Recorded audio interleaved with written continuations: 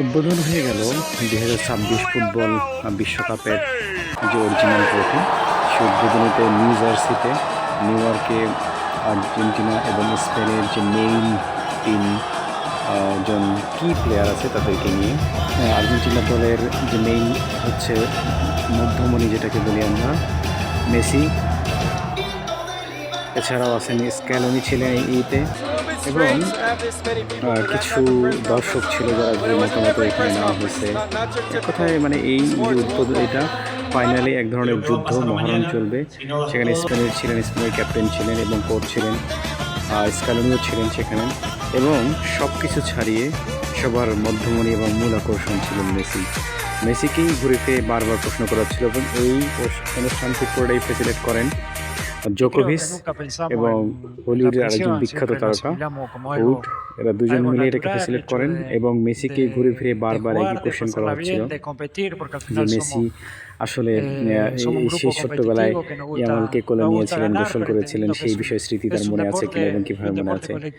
Messi বারবার সেই স্মৃতিগুলো ফিরে হারাচ্ছিলেন এবং বলছিলেন হ্যাঁ তার সেই স্মৃতিগুলো স্পষ্ট মনে আছে এবং ওই সময় হচ্ছে তাকে অনেক ছোট্ট অবস্থায় তাকে কোলে নিয়েছিল, গোসল করাইছিল এবং যেই স্মৃতিটা আসলে এখনকার স্মৃতির সাথে অনেক সময় তখনকার তার যে স্মৃতি, সেই স্মৃতি এক কথায় আসলে অসাধারণ ছিল এবং এই ম্যাচে সেটার ইম্প্যাক্ট একদম করবে না। বাট সে মেসিকে ইয়ামালকে ভালোবাসে, ইয়ামালের খেলাকে ভালোবাসে, সে খুব ভালো খেলে, ভবিষ্যতে সে একজন তারকা এবং এই বিশ্বকাপে ইয়ামাল হচ্ছে ভালো কিছু করেছে এবং এই বিশ্বকাপটা আমরা যদিও দুই দলই আমরা একই জায়গা থেকে আসছি, আমরা বার্সেলোনাকে ভালোবাসি, সেও বার্সেলোনার হয়ে খেলে, ভালো খেলছে, ভবিষ্যতে আরও ভালো করবে এবং এই বিশ্বকাপে সে হচ্ছে লামিন খালিয়াতি পেরবে সেটাও সে বলছেন যে এই বিশ্বকাপ আর্জেন্টিনায় যাবে, আর্জেন্টিনার মানুষ সেটা চায় এবং তাদের জন্য আমরা এটা করবো এবং সে বারবার বলছিলেন যে লামিন সে ছোট্টবেলায় সে হচ্ছে যে এখন এত অল্প বয়সে, যখন 19 বছর আগে তাকে কেয়ার করছিলাম, সে এখন 19 বছর পরে এসে তার সাথে খেলছি এবং এই বিশ্বকাপে খেলছি, এটা এক কথায় অসাধারণ। এবং এই শেয়ার কিন্তু আসলে অন্যরকম একটা শেয়ার যে একই বিশ্বকাপে সে স্পেনকে প্রতিনিধিত্ব করছে, আমি আর্জেন্টিনাকে প্রতিনিধিত্ব করছি, তাও ফাইনালের মতো জায়গায়। আশা করি দুইজনই ভালো করবে, দুই দলই ভালো করবে এবং যেখানে আমাদের দুই দলের হচ্ছে যে জায়গায় ভালো করা দরকার সেই জায়গায় ভালো করবো, কেউ কাউকে ছাড় দিব না। মাঠের খেলায় তাদেরকে ছাড় দেওয়া হবে না এবং আসলে এই মাঠের খেলায় যে যাই বলুক না কেন, যে ভালো করবে সে জিতবে। বাট আমরা আশা করি যে আমরা মাছকে কন্ট্রোল করবো এবং ইয়ামালকে কন্ট্রোল করতে পারবো, কন্ট্রোল করে আমরা এই ম্যাচটা জিতবো। অন্যদিকে স্পেনও খুব কনফিডেন্স হবে, স্পেন অনেক ভালো টিম, তাদের স্কিল ভালো, সব কিছু মিলায় ভালো এবং এই স্কিল টিমটা অসাধারণ এক কথা। তো এই টিমকে আমরা সব কিছু মিলায় তাদেরকে আমরা হারাবো এবং তাদেরকে হারাই আমরা হচ্ছে ফাইনালে যাবো। তো আরেকদিকে হচ্ছে মার্টিনেজ বারবার একটা কথা বলছিলেন যে আমরা জানি যে স্পেন অনেক ভালো টিম এবং তাদের স্কিলফুল অনেক প্লেয়ার আছে এবং যারা বার্সেলোনায় অনেকদিন ধরে একসাথে খেলেন, মাদ্রিদের কোনো প্লেয়ার এখানে নেই, বাট এই যে একসাথে খেলেন তারা হচ্ছে বার্সেলোনায়, এই বার্সেলোনা খেলে তাদেরকে বড় হচ্ছে ফ্যাক্ট হিসেবে দাঁড়াবে এবং সেখানে আমরা চাই যে আমরা এই স্কিল, আমাদের স্কিল যেটা আছে, আমাদের যেটা স্ট্রেংথ আছে, সেই স্ট্রেংথকে দিয়েই আমরা হচ্ছে এই খেলাটা জিততে চাই এবং এই বিশ্বকাপটা জিততে চাই। এই স্কিল দিয়েই আমরা হচ্ছে খেলার ধরন গতি পরিবর্তন করতে চাই। আমরা জানেন যে আমরা লাস্ট সব ম্যাচগুলোতেই শেষের কয়েক মিনিট আমরা কন্ট্রোল করতে পারি, যেটা আমাদেরকে আমাদের কনফিডেন্সকে অনেক বাড়ায় দিচ্ছে এবং আমাদের কনফিডেন্সকে বাড়ায় দেওয়ার কারণে আমরা সামনের দিকে আরও ভালো করবো আশা করি এবং আমরা এই বিশ্বকাপটা জিততে চাই। এটা আমাদের টিমের জন্য জিততে চাই, আমাদের দেশের জন্য জিততে চাই। অন্যদিকে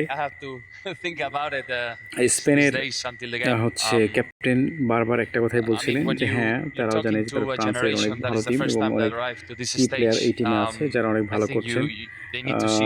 আমরা একসাথে তাদের সাথে তারাও বার্সেলোনায় খেলছেন, আমরা একদিক থেকে দুটাই পরিবার মনে করি যে বার্সেলোনায় তারাও খেলছে, আমরা বার্সেলোনায় খেলছি, but at the end of the day দুই দলই হচ্ছে এটা যেহেতু লড়াই, মাঠের লড়াই, আমরা এগিয়ে আমরা চেষ্টা করবো আমাদের বেস্টটা দিয়ে এই শিরোপাটা জয় করার জন্য।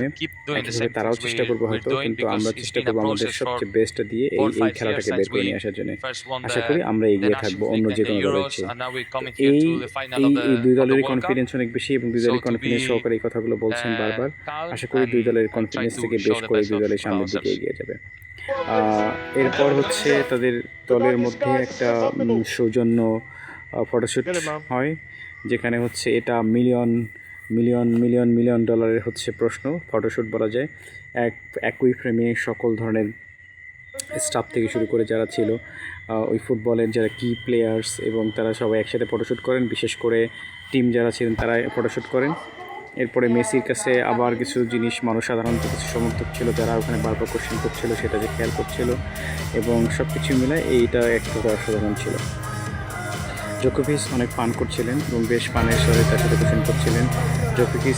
জোকোভিচকে এই ধরনের পর্দায় দেখা যায়। অনেক মানুষ ছিল যারা কোশ্চেন করতেছিলেন বারবার এই বিষয়টার যে কী অবস্থায় আছে তারা বর্তমানে, কীভাবে প্ল্যান কীভাবে তারা জিততে চায় বিশ্বকাপটা। সামনে তো আর বেশি দিন নাই, আর একটা -2 ডেজ। এই 2 দিনের মধ্যে কী তার পরিকল্পনা আছে এবং পরিকল্পনা কীভাবে তারা এগিয়ে চায়। এবং সেখানে অনেকগুলো আর্জেন্টিনার ফ্যানও ছিল, এবং যারা হচ্ছে আর্জেন্টিনাকে অনেক পছন্দ করে, যারা অনেক স্টার ছিল, বিভিন্ন দলের বিভিন্ন প্রতিনিধিত্ব করছিল, তারা মাঠটাকে তারা হচ্ছে এক কথায় হচ্ছে বলছিল যে না, এই প্রতিযোগিতা অসাধারণ, এবং মেসিকে সামনে থেকে দেখা এক কথায় খুবই অসাধারণ। একটা মেসিকে তাকে সামনে থেকে দেখার সুযোগ পাওয়া, এটা সবসময় হয়তো এভাবে হয় না। আজকে এভাবে দেখা এবং সামনে থেকে তার ছবি তুলতে পারা, এটা কিন্তু অন্যরা সবসময় করা যায় না। পুরো ফোকাসটাই আসলে মেসির উপরে ছিল সব কিছু মিলায়। স্পেনের যারা ছিলেন সবাই ছিল, বাট ফোকাসটা সম্পূর্ণ বলা যায় এক ধরনের মেসির উপর ছিল। মানে পুরা প্রেস কনফারেন্স থেকে শুরু করে উদ্বোধনী থেকে শুরু করে সবাই এক কথায় হচ্ছে খুবই স্যাটিসফাই। তারা মনে করছে যে ফাইনালে একটা যে সামনে মহরণ আসছে, সেই মহরণে যে দল মাঠের লড়াই এগিয়ে থাকবে সেই দলে চ্যাম্পিয়ন হবে। এবং এখানে আসলে একদিন ভালো করে 2 দিন ভালো করে এই ধরনের কোনো বিষয় না, যে মাঠের লড়াই ভালো করবে তারাই হচ্ছে এই ওয়ার্ল্ড কাপ চ্যাম্পিয়ন হবে। ধন্যবাদ সবাইকে। আপনারা আমাদের চ্যানেলটি সাবস্ক্রাইব করবেন, আমাদের ভিডিওগুলোতে হচ্ছে লাইক কমেন্ট করবেন এবং আমাদের পাশে থাকবেন। ধন্যবাদ এবং পাশে থাকার জন্য। অবশ্যই লাইক কমেন্ট করবেন এবং আমাদের ভিডিওগুলো দেখবেন। আমাদের চ্যানেলটি সাবস্ক্রাইব করবেন। যখন বাড়তে থাকবে খেলার যে ফাইনাল রেজাল্ট, তখন আপনার শরীরের যে রোগ প্রতিরোধ ক্ষমতা কমে যাবে। অবশ্যই আপডেটস করে আমাদের এখান থেকে জানতে পারবেন। ক্ষমতা কমে যাবে এবং এই খেলাটা বড় ধরনের দক্ষতা কমে যাবে ইকোনমিতে, এবং স্বাভাবিক যে নরমাল হাঁটা চলা সবাই খেলা এনজয় করবে, কারণ আপনার